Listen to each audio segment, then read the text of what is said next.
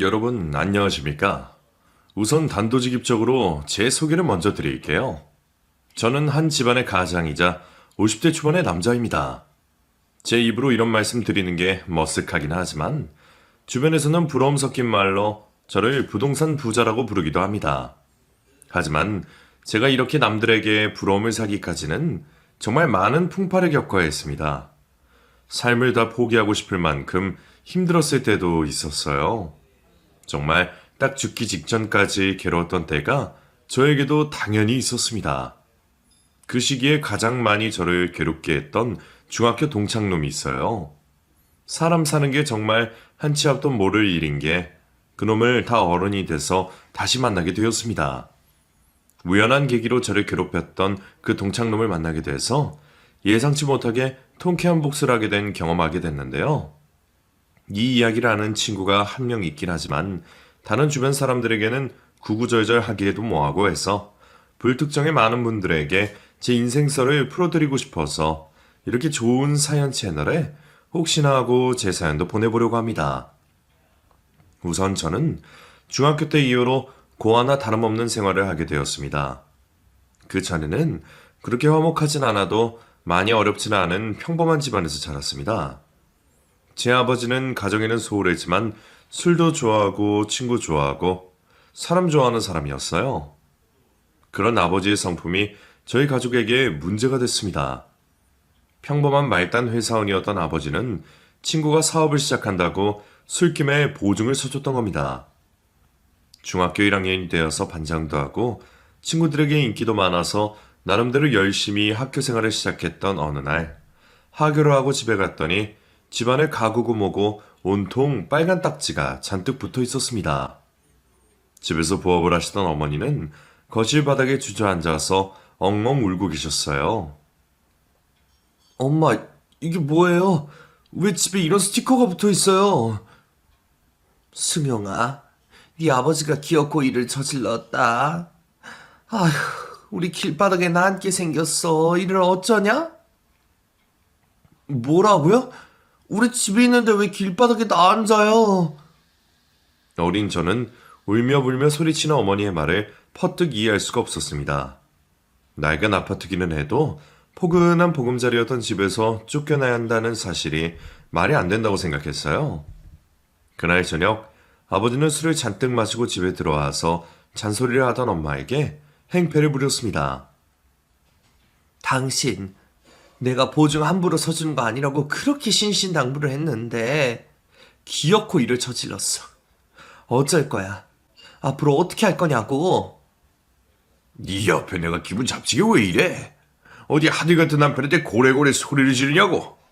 침 날렸다고 너까지 날 만만하게 보냐? 회사에서도 잘리고 몰라.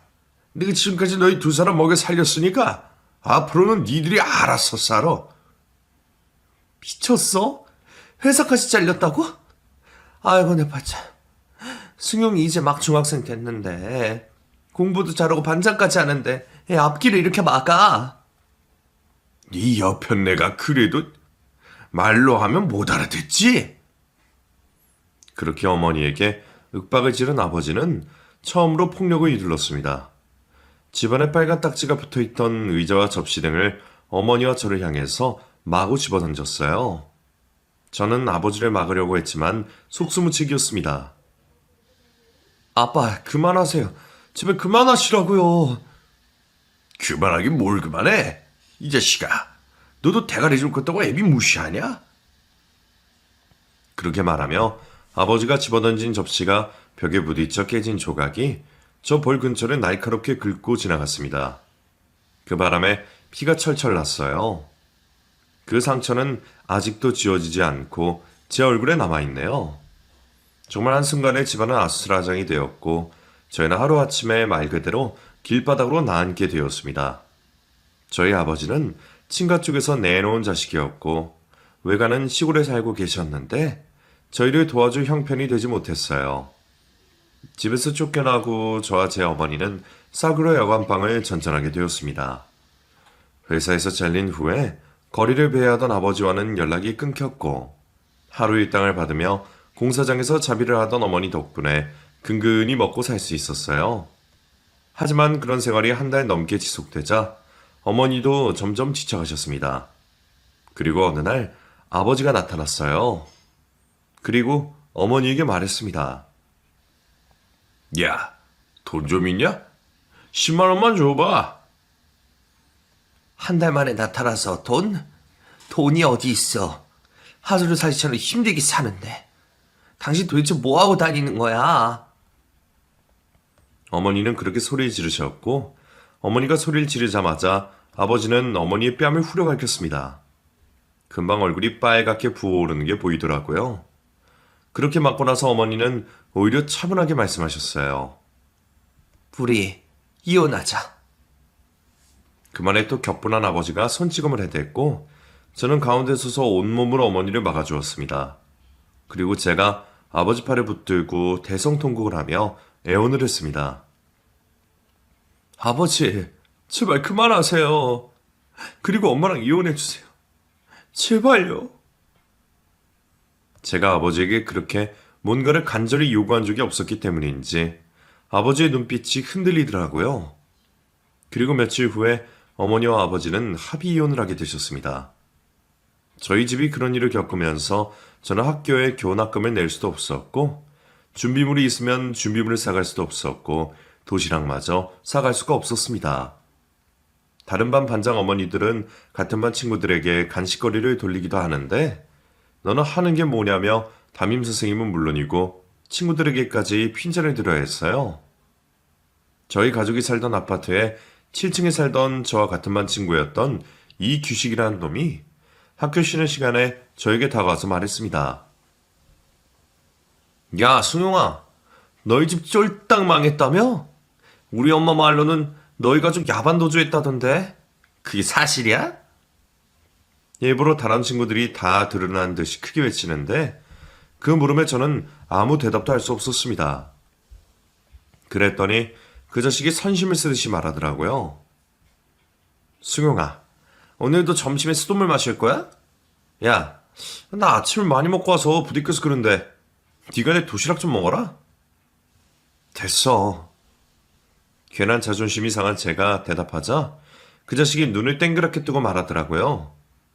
됐다고? 그지 새끼가 자존심은 있어가지고. 야, 줄 때 받아 먹어.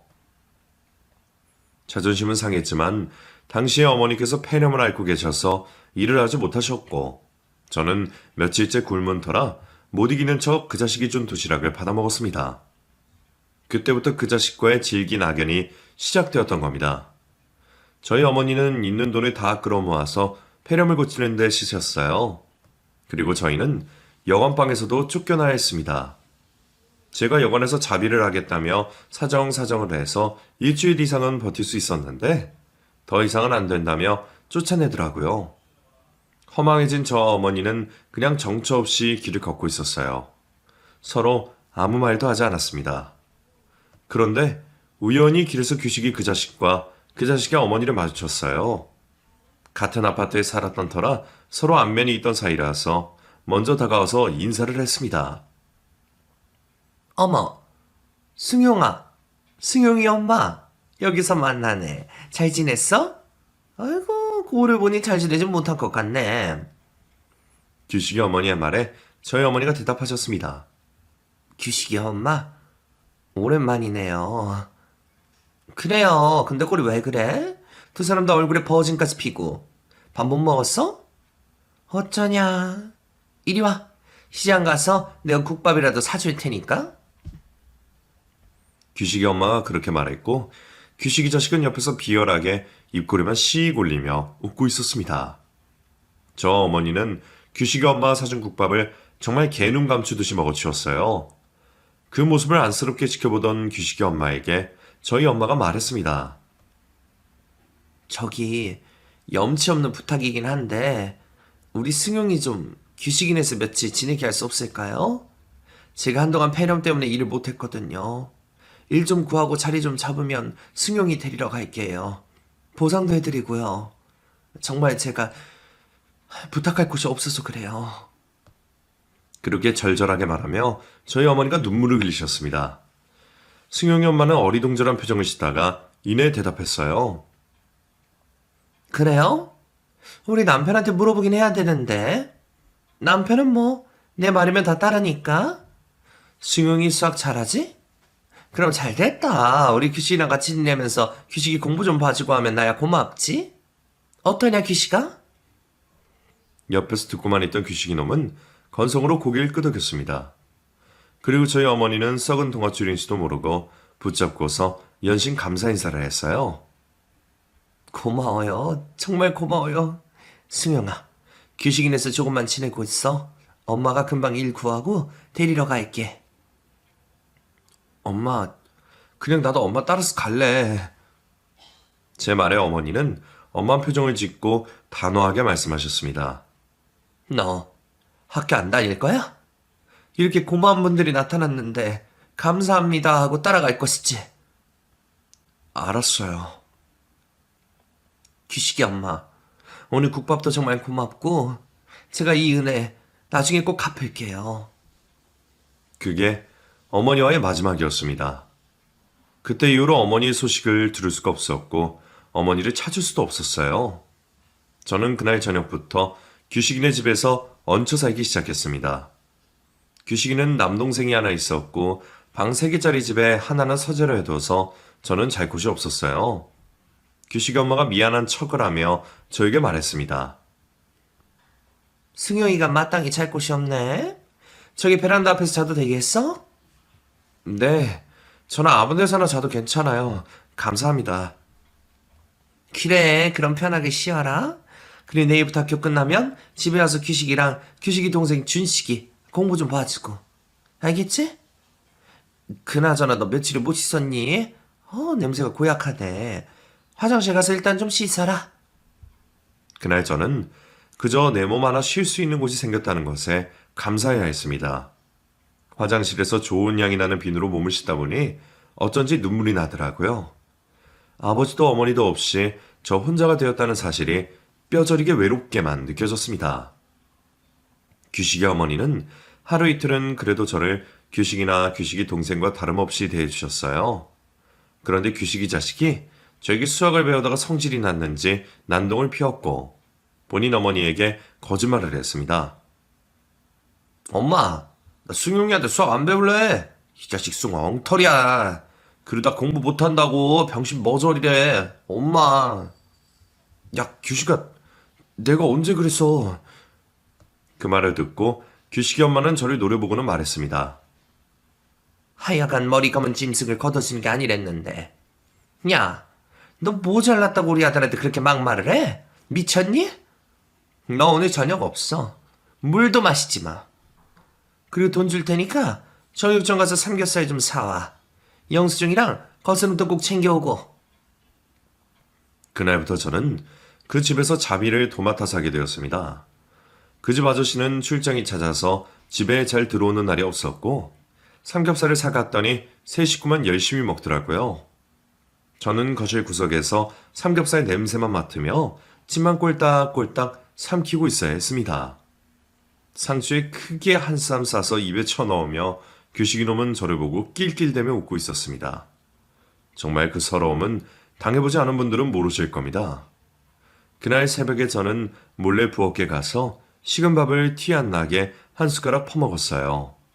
그런데 하필이면 규식이 그 자식이 그런 제 모습을 목격하고 비웃어댔습니다. 야, 수영아, 뭐하냐? 배 많이 고팠어? 근데 우리 엄마가 오늘 저녁 먹지 말라고 하지 않았냐? 그 말에 저는 말없이 손만 벌벌 떨고 있었습니다. 뭘 그렇게 떨어? 한 숟가락만 먹어. 불쌍한 자식. 정말 치욕스러웠어요. 그리고 제가 다니던 중학교에서 저는 어느새 괴롭힘의 대상이 되었습니다. 규식 엄마는 규식이에게는 도시락을 싸줬지만 저에게는 절대로 싸주지 않았어요. 저는 잘 곳이 생겼을 뿐 이전보다 더 상태가 좋지 않았습니다. 규식이 놈이 학교에 제가 본인 집에 얹혀 살며 부모에게도 버림받은 그지 새끼라고 소문을 퍼뜨렸어요. 승용아, 나이 문제 어려워서 그런데 좀 도와줄 수 있어? 반 친구가 그렇게 말하자 규식이가 어느새 나타나서 그 친구에게 말했습니다. 승용이 배고파서 머리가 안 돌아갈걸? 이 자식 부모한테 버림받고 고아 새끼야. 우리 착한 천사 같은 엄마가 얘 우리 집에서 살게 해줬거든. 1학기 때는 반장이니 뭐니 했지만 이제는 그냥 그지 새끼라고. 규식이의 입김은 점점 세졌고 학교에서 점심 도시락도 못 먹고 체육 시간에는 픽픽 쓰러지기 일쑤였던 저를 사는 녀석들은 괴롭힘의 대상으로 삼았습니다. 점심시간이 되면 저는 엄마들이 해준 따뜻한 밥과 반찬 냄새가 진동을 하는 교실 밖을 빠져나왔어요. 그러면 규식이 놈을 필두로 해서 저를 놀리댔습니다. 승용아, 또 어디가? 수돗물 마시러 가? 그러니까 맨날 체육 시간에 운동도 못하고 쓰러지지. 야, 이래서 이거라도 먹어라. 나 김치 안 먹거든. 김치 이거 한 조각 줄게? 그 말을 듣고 괴물 같은 녀석들은 배를 잡고 깔깔대며 웃었습니다. 저는 그 말을 무시하고 교실을 뛰쳐나가려고 했고 제 뒷덜미를 잡은 규식이 놈은 억지로 제 입을 벌려서 김치를 우겨 넣어 버렸어요. 근데 말입니다.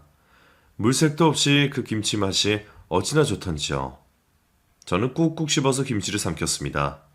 그런 모습을 보며 또 아이들은 깔깔대며 웃었고요. 저는 오지 않는 어머니를 그리워하면서 동시에 원망했어요. 규식인에서 한 달 가까이 종놈 취급을 받으며 얹혀 살다가 보니 아무래도 저희 엄마는 저를 버리고 도망을 갔다는 확신이 들기 시작했습니다. 그리고 어느 날 규식이놈이 반 친구 전체에게 분식을 쏜 적이 있었어요. 물론 저만 쏙 빼놓고요. 야, 규식아 진짜 대박이다. 너가 점심 싸우지 말라고 해서 안 싸웠는데. 떡볶이에 순대에 김밥에. 야, 너 돈이 어디서 났냐? 내가 그지 승용이도 아니고 이 정도 껌이지. 많이들 먹어. 승용이 넌 좋아하는 수돗물이나 마시고. 그런데 그날 규식네 집에 돌아갔더니 한바탕 난리가 났더라고요. 규식이 엄마가 온 집안을 뒤집어 놓고 뭐가 없어졌다고 야단이었습니다. 내 폐물 반지가 어디 간 거야? 그거 팔면 돈이 얼만데.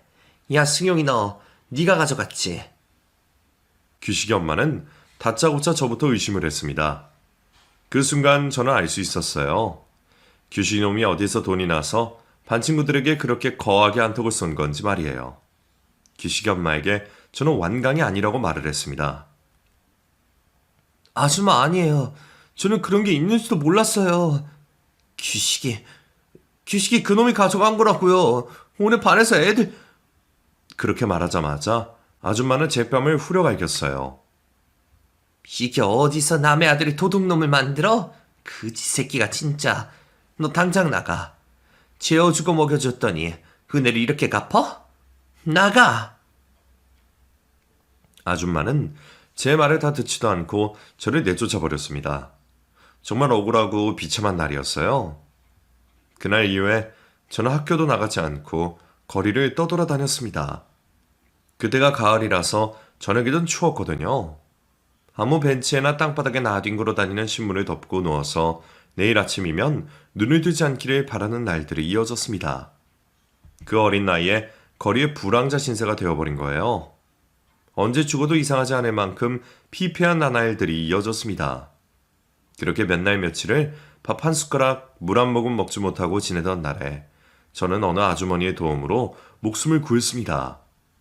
정신도 기력도 없던 저를 그 아주머니께서 백반집으로 데리고 가서 밥을 먹여주셨어요.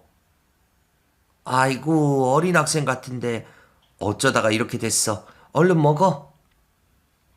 감사합니다. 그리고 저는 천천히 밥을 떠먹었습니다. 왈칵 눈물이 쏟아지더라고요. 그렇게 따뜻한 밥맛을 오랜만에 느껴보는 거였습니다. 그 아주머니께서는 알고 보니 그 백반집 사장님이셨어요. 평소에도 노숙자 쉼터나 가출 청소년들 쉼터에 기부를 하시던 분이었습니다. 그리고 그분이 저에게 제안을 해주셨어요. 학생, 내가 학교는 보내주기 힘들겠지만 여기서 일 배우면서 살래? 이 식당에 단칸방이 하나 있어. 내가 사람 볼 줄 아는데 학생은 이러고 세상 막 살기나 아까워. 나 나쁜 사람 아니야. 이렇게 어린 사람이 얼마나 모진 삶을 살았을지. 나중에 꼭 잘 돼서 갚어. 그러면 돼. 독립할 수 있을 때까지 열심히 일해서 돈 모으고 학교에 뭐 검정고시로 다 졸업할 수 있잖아. 그렇게 할래? 그 아주머니의 물음에 저는 머리가 어지러울 정도로 고개를 끄덕였습니다. 아주머니는 그런 저를 보고 안쓰럽다는 듯이 미소를 지으셨어요. 그 미소를 보니 정말 살고 싶더라고요. 그분은 지금은 돌아가셨지만 제 생명의 은인이세요. 아무튼 그때부터 저는 식당 단칸방에 지내면서 식당에서 일을 배웠습니다. 요리도 배우고 식당 청소도 하고 또 저녁에 남는 시간에는 공부도 하면서 중학교 검정고시를 패스했습니다. 식당 일이 몸에 붙고 나서 18이 되고 나서부터는 밖에 나가서 전단지 돌리는 일도 하고 공사장에서 일도 했어요. 그렇게 일하면서 고등학교 검정고시도 패스를 했습니다. 그 기간 동안 아주머니는 한 번도 월급을 미룬 날이 없이 꼬박꼬박 챙겨주셨어요. 저에게 잘 것을 내어주신 것도 감사한데 월급까지 챙겨주시니 정말 뭐라도 보답하고 싶은 마음뿐이었습니다. 그리고 20살이 되고 나서 아주머니는 저에게 독립을 하라고 말씀하셨어요. 승용아, 너 이제 많이 배웠고 여기서 일도 오래 했고 야무지게 검정고시도 패스했으니까 나가서 큰 물에서 놀아. 나야 네가 여기 계속 있으면 고맙긴 하지만 이 작은 식당에서 언제까지고 고여있을 순 없잖니. 너 튀김 잘하지? 꽈배기 가게 하나 내서 그거 장사해보는 게 어때? 아줌마, 그렇게 할게요. 저 꼭 성공해서 아줌마한테 보답할게요. 그때까지 건강하셔야 돼요. 정말 감사했어요. 그래, 내가 너 부자 되고 잘 사는 거 보기 전까지는 눈 안 감을 테니까 나가서 열심히 살아. 알겠지? 네. 그리고 승용아, 나한테 보답 안 해도 너처럼 힘든 사람들 도우면서 살아. 그러면 돼. 정말 감사해요.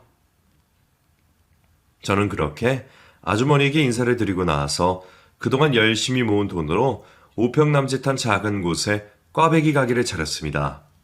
매일 깨끗한 기름으로 열심히 꽈배기를 만들었어요. 제가 차린 가게 근처에 학생들이 다니는 학원도 많고 술집도 꽤 있어서 장사는 나날이 번창했습니다.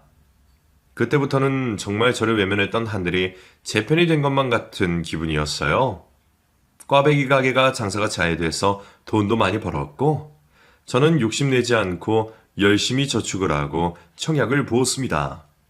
그 덕분에 제 나이 25에 제 명의로 된 아파트를 2채나 가질 수 있게 되었어요. 부동산에서 집 계약을 하면서 정말 꿈만 같아서 손이 부들부들 떨릴 정도였습니다. 그렇게 아무것도 없는 집에 혼자 들어가서 거실 한가운데에 대자로 들어 누워서 천장을 바라보면서 저 스스로에게 수고했다고 말을 했어요. 승용아, 수고했다. 꿈이나 그리던 내 집 마련하게 돼서 정말 다행이야.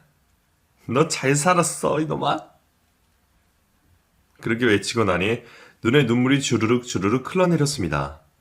그리고 저는 바로 저를 걷어주셨던 백밭집 이모님에게 드릴 좋은 선물을 사서 불이 나게 달려갔어요. 그런데 사장님이 바뀌었더라고요. 여기 5년 전에 있던 사장님 어디 가셨어요? 아, 그분 작년에 돌아가셨어요. 네? 뭐라고요? 저는 아주머니를 모셨다는 납골당으로 가서 꽃을 꽂아드렸습니다. 제가 보답할 때까지 기다려주시지 않은 아주머니가 야속하기도 하고 너무 늦게 찾아뵌 것이 죄송스럽기도 했어요. 아주머니 영정사진 앞에서 저는 혼잣말을 했습니다. 아줌마, 저 이제 성우 비슷한 거 했어요. 아줌마 말씀대로 저도 어려운 이웃을 도우면서 착실하게 잘 살게요. 그리고 저는 그날부터 번 돈의 일부를 불우한 이웃에게 기부하면서 살았습니다. 꽈배기 가게는 날로 승승장구를 해서 가게도 넓혀서 이전을 하고 직원도 5명이나 들이게 되었어요. 돈을 모을 줄만 알지 쓸 줄을 모르던 저에게 부동산 사장님이 건물 매입을 권유해 주셨습니다. 그 이야기를 꼼꼼히 듣고 한 달여를 고민한 끝에 저는 재개발 지역에 7층짜리 건물 하나를 매입할 수 있게 되었어요. 그리고 제가 가지고 있던 아파트 한 채 중에 평수가 작은 아파트를 월세를 주게 되었습니다. 형편이 어려운 사람들에게 싼 값에 살 수 있게 해주고 싶어서 저는 보증금도 없이 월세도 시세보다 낮게 받았어요. 부동산 사장님이 저보고 바보라고 하시더라고요.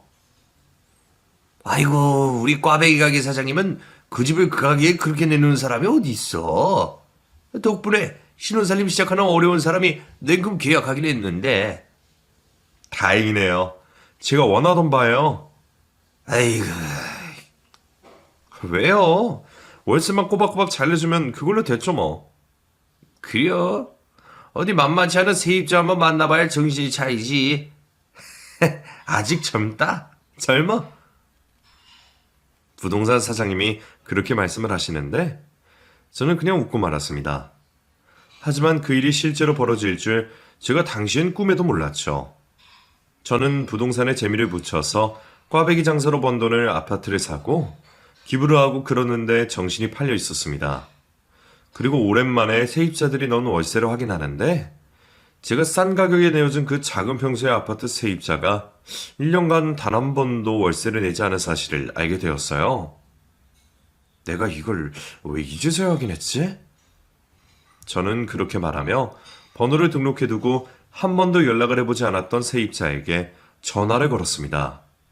그런데 10번이고 20번이고 전화를 해도 받지를 않더라고요. 전화를 받지 않으니까 저도 슬슬 오기가 생겼습니다. 그래서 직접 세입자가 사는 제 아파트로 찾아갔어요. 현관벨을 몇 번을 누르는데도 안에서는 아무 소리가 없었습니다. 그렇게 며칠 허탕을 치고 또다시 갔는데 머리도 부시시하고 삐쩍 마른 여자가 슬그머니 문을 열어주더라고요. 누구세요? 아이고, 이제야 만나네.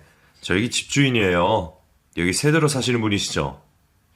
제 말에 그 여자는 몹시 당황한 눈빛으로 동공을 가만두지 못하고 불안해했습니다. 세입자분 맞죠? 전 아무것도 몰라요.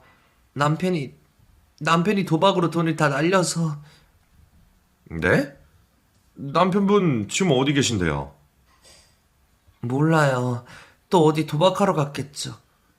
죄송해요. 정말 죄송해요. 아니, 그래도 그렇지.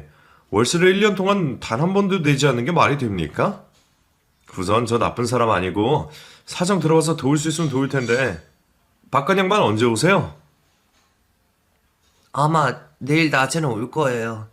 이틀에 한 번은 씻으러 집에 들어오니까. 그럼 제가 이야기 좀 해보고 싶으니까 남편분 오시면 제 전화로 연락 좀 주세요. 아시겠죠? 남편이 알면 큰일 날 텐데. 걱정 마시고 꼭 연락 주세요.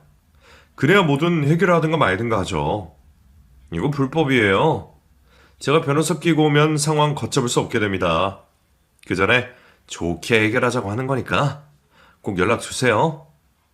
네? 변호사요? 저희 돈 없어요. 알겠어요. 남편 오면 몰래 꼭 연락드릴게요. 네, 부탁드릴게요. 쉬세요. 뭐가 그렇게 불안한지 불안에 벌벌 떠는 그 여자를 보니 왠지 동정심이 일어나고 안쓰럽기까지 하더라고요.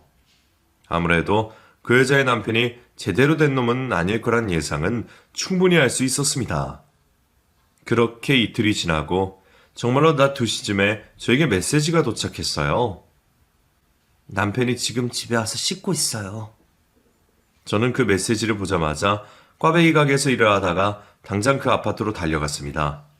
그리고 현관벨을 누르자 여전히 피골이 상접해서 부시시한 여자가 문을 열어주었어요.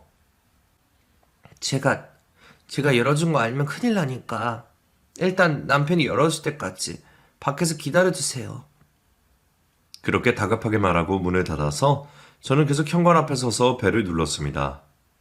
엄밀히 따지면 제 집인데 참 상황이 웃기게 돌아가더라고요. 아무튼 그렇게 한 10분 있다가 보니까 웬 퉁퉁하게 살이 찐 남자가 문을 열어줬습니다. 에이씨, 뭐야? 그 얼굴을 보자마자 저는 기겁을 했습니다. 예상하셨겠지만 중학교 시절 부모에게 버림받았던 저를 죽기 직전까지 괴롭혔던 그 놈이었어요. 네, 그 놈. 규식이 놈이었습니다. 아무리 살이 찌고 지 나이보다 더 늙어 보일 정도로 얼굴이 엉망이었지만 저는 그 눈빛을 보고 한눈에 알아볼 수가 있었어요. 너 네가 세입자였어? 뭐야, 뭔데 처음 보는 사람한테 너? 그래, 이제 알아보겠냐? 나 승용이야. 저를 알아본 그 자식은 중학교 시절 저를 괴롭히던 그 눈빛으로 순식간에 바뀌더니 말했습니다. 야, 네가 그러니까 이 집 주인이라는 거야? 아이씨, 괜히 쫄았네. 야, 잘됐다. 그나저나 너 이 자식 성공했나 보다. 너 1년 동안 월세 안 내고 공짜로 내 집에서 생활 알고 있지? 야, 너도 옛날에 우리 집에서 얹혀 살았잖아. 그걸로 퉁쳐. 그지 새끼 사람 새끼 만들어놨더니 우리 엄마 말이 틀린 게 하나도 없어. 머리 검은 짐승은 거두는 거 아니랬다고. 네가 이제 꼴랑 이 아파트 한 채가 잤다가 뭐? 나 먹고 죽으래도 돈 없고 제가 나가서 돈 벌어 올 거야. 그때부터 월세 잘 내줄게. 그럼 됐지? 그 말을 들으니 저는 잊고 사는 줄 알았던 아픈 상처가 주마등처럼 머릿속을 스쳐갔고 최천지 원수 같던 이놈에게 복수를 할 수 있게 하늘이 주신 기회라는 생각이 들었습니다. 그래? 그렇게 나오겠다 이거야? 어쩌? 이 새끼가 그래 이렇게 나올 거다. 어? 네가 뭐 어쩔 건데? 네가 아직 상업 파악이 안 되나 본데 좀만 기다려. 에이, 지랄 연병을 떠네. 그 자식은 침을 뱉으며 그렇게 말했고 저는 제 꽈배기 가게 근처에 변호사 사무실에 근무하는 저와 변호사에게 전화를 걸었습니다. 제 꽈배기 가게 단골 손님이었다가 친구가 된 사이였거든요. 그리고 그 친구의 변호사 사무실에 찾아가서 모든 상황을 설명해 주었어요. 그 친구도 어이가 없다며 헛웃음을 짓더라고요. 뭐 그런 자식이 다 있냐? 소송 걸어? 어떻게든 소송 걸고 그동안 못 받은 월세까지 싹 다 받아내줘. 수임료는 얼마든지 줄게. 그래, 알았어. 나만 믿어. 친구 좋다는 게 뭐냐? 명도 청구 소송이라고 있거든? 그거 소송 걸면 계약 해지되는 거고 월세 밀린 것도 싹 다 받게줄게. 그 친구와는 가끔 술도 마시고 인생 이야기도 하는 친구 사이였기 때문에 이런 일을 맡기면서도 정말 든든하더라고요. 그리고 저는 그 친구에게 또 다른 부탁을 했습니다. 소장 쓰는 거 오래 걸리냐? 내가 그 자식 겁 좀 주고 싶은데 나랑 같이 가줄 수 있어? 야, 소장 그거 금방 써. 내일 같이 가자. 고맙다. 그리고 그 다음날 저는 아침 일찍부터 변호사 친구와 명도 청구 소송 소장을 들고 규식이 그 자식이 살고 있는 제 아파트로 찾아갔습니다. 다행히 집에 있더라고요. 문도 순순히 열어줬고요. 야, 아침부터 왔냐? 뭐 어쩌라고, 배째. 아직 집 계약 한참 남은 거 알지? 그 말에 저와 같이 간 친구가 얼굴이 들이밀며 말했습니다. 아이고, 수고하십니다. 제가 이분 변호사 되는 사람인데요. 그 말을 듣자마자 그렇게 당당하던 규식이 그 자식이 똥마려운 개마냥 어쩔 줄을 몰라 했습니다. 그 모습이 정말 어찌나 우스던지요. 권력 앞에서는 그렇게 찍소리도 못하는 그 자식의 모습을 동영상으로 남기고 싶을 정도였어요. 아니, 변호사? 변호사가 승용이라고 왜 해? 네, 제가 이승용 씨 변호사이자 친구거든요. 사정을 듣자니 그쪽 분이 무단으로 월세도 지불하지 않고 이 집을 점유하고 계시던데 맞죠? 그건 사정이 되면... 사정이요? 법은 그런 거 봐주지 않아요. 엄연히 범죄를 저지르고 계신 거 알고 계시죠? 말로는 안 될 것 같으니까 선아 제 친구가 이렇게 소송까지 걸겠죠? 그쵸? 이거 명도 청구 소장이라 받으시고 변호사 선임에 여력되시면 하시고 밀린 월세에 관한 내용도 담겨 있으니까 제대로 파악하시고 연락 주세요. 제 친구 변호사가 그렇게 말하자 세상 당당하던 귀식이 그놈이 애절하게 저를 바라보며 말했습니다. 소송? 나 소송 걸리면 안 되는데. 승용아, 한 번만 봐줘. 조금만 시간 해주면 안 될까? 내가 어떻게 해서든 밀린 원세 갚을게. 소송 이런 거 하면 나 진짜 감당 못해. 야, 승용아, 친구 좋은 게 뭐냐. 그 말을 듣고 저는 코웃음을 쳤습니다. 친구? 웃기는 소리 하네. 야, 네가 나를 단 한 번이라도 친구라고 생각한 적 있어? 너 그때 기억 안 나? 길가에 돌아다니는 똥개한테도 그런 취급은 안 해. 내가 너 봐줄 것 같냐? 상식적으로 생각을 좀 해봐라. 제가 그렇게 말하고 뒤돌아서자 그 자식이 제 바지가랑이를 붙잡고 늘어졌습니다. 승영아, 그때 내가 너무 어렸어. 정말 미안하다. 내가 이렇게 사죄할게. 너 시키는 거 뭐든 할게. 한 번만 봐줘. 진짜 내가 부탁할게. 나 도박하고 돈 다 날리고 부모님이랑 연락도 안 돼. 나도 내놓은 자식이라고. 너도 그거 당해봐서 알잖아. 넌 참 여전히 무식하고 무대뽀다. 비유를 해도 내 속 팍팍 긁는 비유만 하는구나. 야, 나 절대 안 봐줘. 내 집에서 당장 꺼져.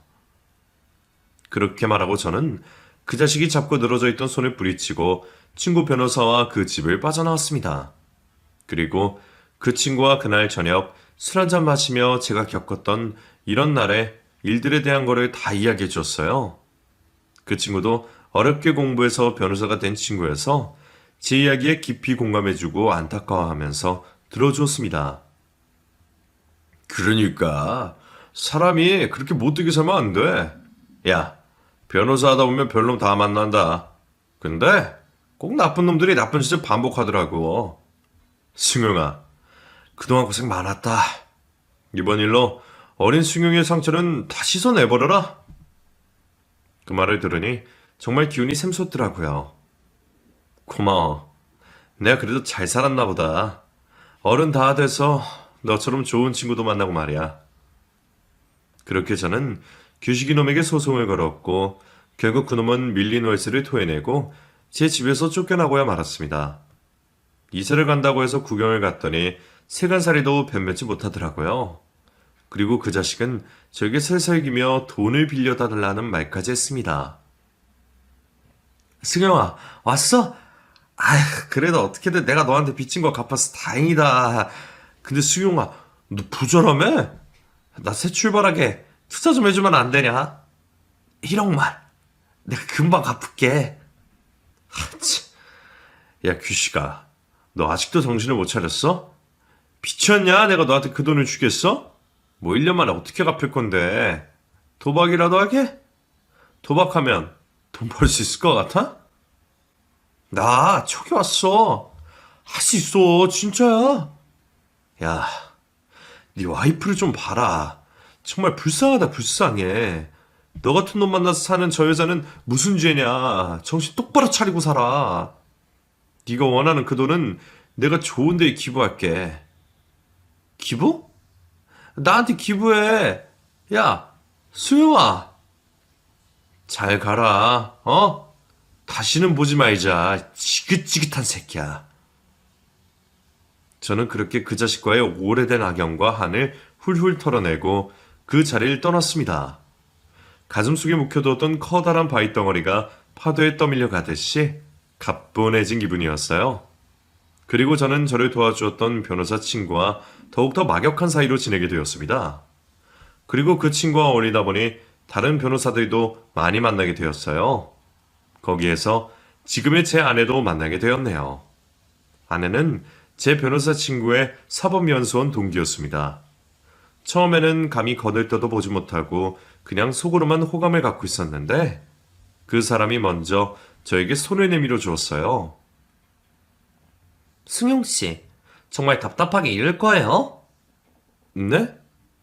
제가 뭘... 저 좋아하잖아요. 왜 고백을 안 해요? 제가 먼저 이렇게 꼭 말을 하게 하네. 아, 알고 계셨어요? 당연하죠. 사랑이나 재채기는 숨길 수가 없는 거예요. 저도 승용씨 좋아요. 우리 잘 맞나봐요? 그렇게 아내와 연애를 시작하게 되었고 배려심 많고 약자를 돕는 아내를 저는 존경하는 마음까지 들었습니다. 결혼을 결심하고 나서는 아내 부모님의 반대에 부딪히기도 했지만 결국에는 제 진심이 통해서 결혼 허락을 얻어내고 지금의 가정을 꾸리게 되었습니다. 저희 가족은 아무 문제 없이 화목한 가정이라고 자부할 수 있습니다. 저와 아내는 중학생이 된 딸과 고등학생 아들을 두고 있어요. 아들 녀석은 내년이면 벌써 20살이 됩니다. 지 엄마 머리를 닮았는지 공부를 꽤나 잘해서 의사가 되겠다고 하더라고요. 저는 결혼 전에 저를 버리고 간 친어머니를 찾으려고 백방으로 노력을 했지만 찾을 수가 없었습니다. 지금 이 사연을 듣고 계신다고 생각하고 한 말씀 드려도 될까요? 엄마, 그때 엄마도 많이 힘들었던 거 잘 알아요. 그 어린 나이에 저도 정말 죽을 만큼 괴로운 일 참 지긋지긋하게 겪었지만 지금 이렇게 번듯하게 불우한 이웃들 도울 정도로 여유로운 삶을 살고 있습니다. 이 사연 들으신다면 저에 대한 죄책감 내려놓으시고 어디에 계시든 편하게 지내시기를 바랄게요. 여러분, 악연이 돌고 돌아서 다시 제 원수를 만나게 되고 복수까지 하면서 저는 한을 풀었다고 생각했는데 아직 속에 남아있는 상처들이 있었던 모양이에요. 여기에 이렇게 제 지난 나이들을 다 적어놓고 나니 한결 더 마음이 후련해지네요. 정말 이 채널을 감사하고 제 사연을 들어주신 여러분에게 감사합니다. 여러분들에게도 꼭 좋은 날들만 있기를 제가 기원할게요.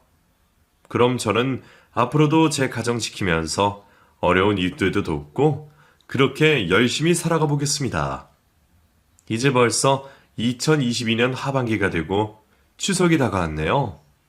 마무리 잘 하시고 좋은 날들 보내세요. 감사합니다.